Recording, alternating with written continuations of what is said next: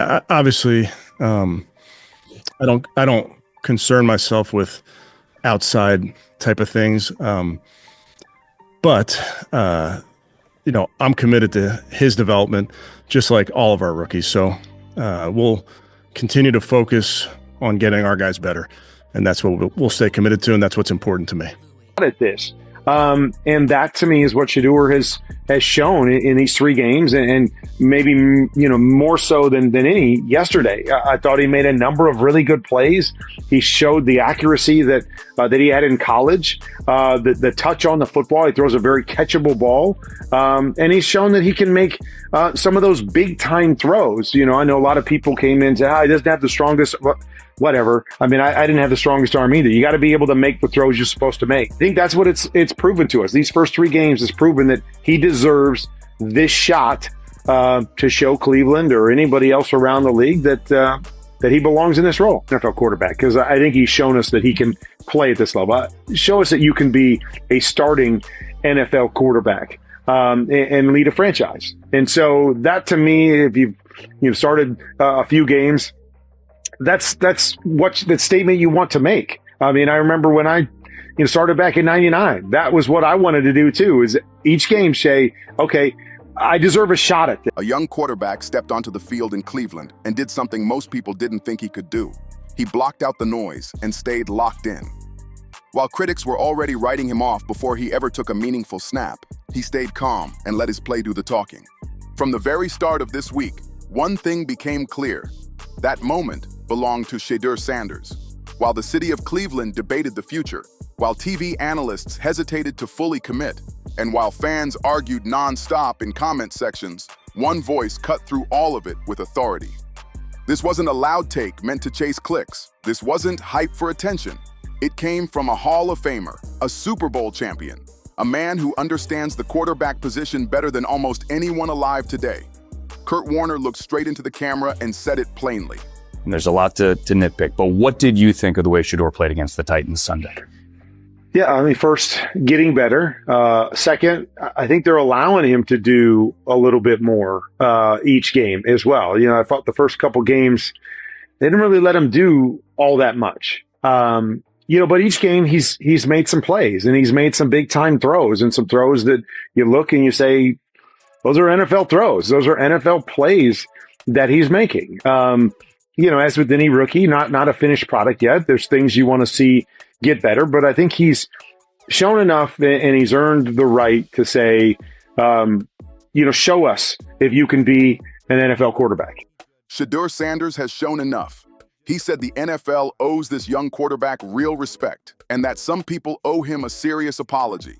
Now let's talk about how it even reached this point. Every season, hundreds of quarterback evaluations flood the media. Some are fair, most are lazy, too many focus on arm strength charts that don't matter on Sundays, others obsess over mechanics that can be fixed with coaching, and far too many are driven by old narratives that certain analysts refuse to let go of because admitting mistakes isn't their style. What Kurt Warner did this week stood apart. He didn't care about the last name on the jersey. He ignored the college hype and the social media buzz. He stripped away emotion, storylines, and draft position bias. Warner judged Shedeur Sanders strictly as a quarterback. He went straight to the tape, straight to the truth. And that truth impressed him. What he saw was steady growth. Shedeur has improved in every single game he's played. No major drop-offs, no panic moments, no empty flashes.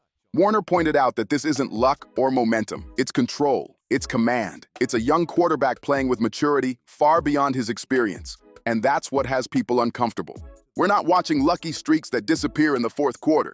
What's unfolding is a steady climb, the kind only a special quarterback shows when the lights get brighter. Each week, the Browns trusted Shedeur Sanders with more responsibility. Every time they cracked the playbook open a little wider, he answered with something bigger on the field. That's what elite potential actually looks like in the NFL. Growth on demand, adjustment under pressure. This isn't something you can force with coaching alone. A player either has that internal wiring or he doesn't, and Shedeur clearly does. Kurt Warner didn't speak in general terms. He broke down the throws, he studied the timing. He focused on the touch on deep balls and how Shedeur moved inside the pocket instead of panicking. Then Warner said something most professionals wouldn't dare say this early in a season. He stated plainly that Shedeur Sanders has already shown he can make NFL-level throws, not college throws, not preseason flashes against third-string defenses. And he's shown that he can make some of those big-time throws. You know, I know a lot of people came in and said, he doesn't have the strongest, whatever. I mean, I didn't have the strongest arm either. You got to be able to make the throws you're supposed to make. And he's shown us that he can make real NFL throws against real coverage schemes, thrown with anticipation and confidence. For a rookie, that's a rare and powerful statement. That's something Cleveland needs to hear loud and clear. Warner said Shedeur has earned the right to prove he can be a starting quarterback in this league, not a temporary placeholder, not a developmental body parked on the bench for 3 years. A starter, a leader, a real franchise piece. Warner even compared the situation to his own rookie journey. He remembered stepping onto the field with the same weight on his shoulders that Shedeur carries now. The mission wasn't to dominate the league on day one. It wasn't about crowning himself the future. It was about earning a real opportunity, a legitimate shot to lead. Every quarterback wants that moment. Very few actually earn it. Shedeur has earned it faster than most quarterbacks we've seen in the last decade, and that's where the conversation shifts from praise to accountability. This is where it gets uncomfortable for the organization, because if Shedeur has earned the right to be the guy, then someone in Cleveland has to explain why he wasn't treated like the guy sooner. So the question has to be asked. Why all the hesitation? Why all the confusion? Why the constant rotation that does nothing but slow a young quarterback's development? The implication from Kurt Warner was clear, and it wasn't subtle at all. If the Browns were unsure about Shedeur Sanders, that uncertainty didn't come from the tape. It came straight from the coaching staff. And if that staff is still hesitating after what Shedeur has already put on film, then the issue isn't the quarterback. The issue is the staff. That brings everything right back to Kevin Stefanski. For weeks now, fans have called his decisions confusing. There yet, or not that I'm that guy, but I deserve a shot at this.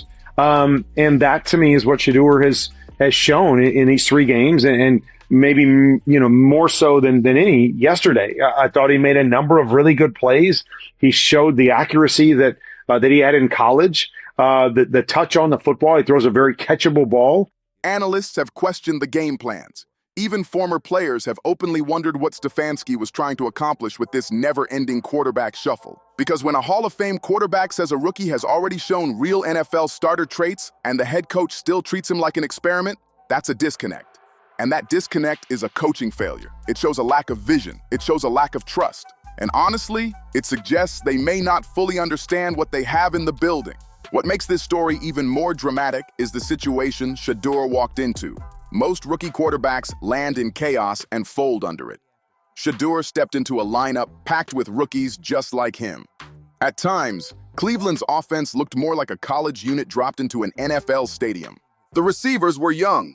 The running backs were inexperienced. Even the tight ends were learning in real time. Everyone was adjusting to the speed of the pro game at once. That setup usually destroys young quarterbacks. Yet Shedeur stayed steady. When veterans are surrounded by rookies, timing usually breaks down. Routes get sloppy. Trust starts to crack. Shedeur didn't play it that way. He held those rookies to the same standard he holds himself. He didn't treat them like excuses. He treated them like teammates. He expected them to run clean routes. He expected them to win matchups, and he expected himself to put the ball exactly where it needed to be, no matter who was catching it. That level of confidence is not normal for a rookie quarterback. That's leadership. That's maturity. And that's the part of quarterbacking you can't coach into someone. This is the intangible factor that separates franchise quarterbacks from temporary starters. Warner explained that rebuilding quarterback habits takes time. Footwork, pocket movement, base control under pressure. These things usually take years to clean up. Most quarterbacks revert to bad habits when the rush closes in. Even veterans struggle with that. But despite this being his first NFL season, if you're getting drilled on footwork, right, whether it's subtle pocket movement or when you're outside of the pocket, remembering reset your feet, right? Like get your mechanics straight before you let that ball out. And obviously that's a little more difficult on the run when you're getting chased here. How difficult is it? Shedeur is already correcting his mechanics in real time during games. That's instinct. That's discipline. And that's why this conversation is getting uncomfortable in Cleveland. That level of awareness is extremely rare for a first-year quarterback. Warner highlighted specific plays where Shedeur Sanders recognized openings earlier than expected. adjusted calmly to pressure, and delivered throws with real anticipation. Those adjustments usually take half a season, sometimes a full season, to develop. Shedeur is showing them after just 3 games. That's why critics owe him an apology. A loud one. Many dismissed him as nothing more than a college system quarterback. Others claimed he didn't have the arm strength to drive the ball outside the numbers. Some said he wasn't ready to operate from an NFL pocket. Yet here he is, proving every single one of those takes wrong week after week. Kurt Warner also made another point that hit close to home. Coaches and quarterbacks must speak the same football language. The best offenses in NFL history came when the quarterback and play caller saw the game the exact same way. Warner lived that reality with Mike Martz. There was trust, clarity, and a shared vision on every snap. Shedeur never got that luxury. He started behind Joe Flacco, then behind another backup before being thrown into a starting role without a system built for him. He stepped into an offense designed for completely different quarterbacks with different strengths and different styles, and still found a way to make it work. That's the part that should really shake Cleveland. Imagine how good Shedeur becomes when the offense is actually built around his timing, his rhythm, and his strengths. Imagine what happens when the play calls are designed to highlight what he does best instead of forcing him to adapt every week. Now the Browns coaching staff faces a massive decision. It's not about who should start. Anyone paying attention already knows that answer. The real question is how they move forward. Will they shape the offense to fit Shedeur's game? Will they lean into his comfort and instincts? Or will they keep forcing him into a system that limits what he can truly become? The future of the franchise depends on that choice.